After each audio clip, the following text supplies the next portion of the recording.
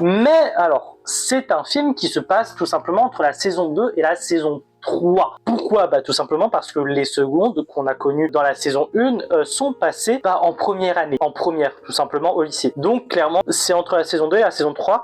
J'ai pas vu la saison 3 mais je crois que ça se passe en terminale pour nos protagonistes. Donc voilà, bref, je vous ai parlé du conte et le film a le nom du conte, c'est normal. C'est parce que le début du film commence par un conte. Donc il y a vraiment ce côté très conte dans l'animation, dans le jeu de lumière, dans les couleurs, etc.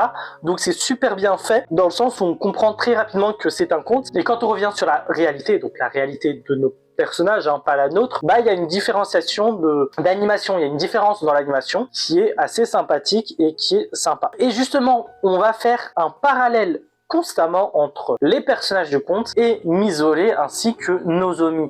Et ça, c'est vachement intéressant parce que ça va être la base de tout le récit, ça va être la base de toute la construction de nos personnages tout au long du film, tout au long du scénario. Et c'est comme ça qu'on va les voir grandir également. Parce que elles vont devoir grandir personnellement, régler leurs histoires personnelles entre elles, qui a causé quand même quelques cassures, quelques soucis qui est évoqué dans la saison 2. C'est pour ça que je dis concrètement que c'est vraiment entre la saison 2 et la saison 3, parce qu'il y a vraiment le début, on apprend un petit peu le souci entre les deux personnages dans la saison 2 de l'anime, et c'est vachement intéressant. Mais aussi musicalement, parce que, encore une fois, elle joue une musique inspirée du conte. C'est un livre, c'est un conte. Mais, tout comme conte, il est parfois adapté en film, ou adapté en je ne sais quoi, ou tout simplement, on l'adapte musicalement. Il y a énormément de musique inspirée, par exemple, du Petit Poucet. C'est pas rare. Là, il y a une musique qui est inspirée du conte, du coup, de Lise et l'Oiseau Bleu, et il va falloir interpréter. Il va falloir comprendre les personnages, parce que le duo correspond aux deux protagonistes du conte. Et chaque instrument va correspondre à un des deux. Donc, chacun va devoir interpréter et comprendre le personnage qu'elle va devoir interpréter, musicalement, mais aussi essayer de deviner comment l'autre va l'interpréter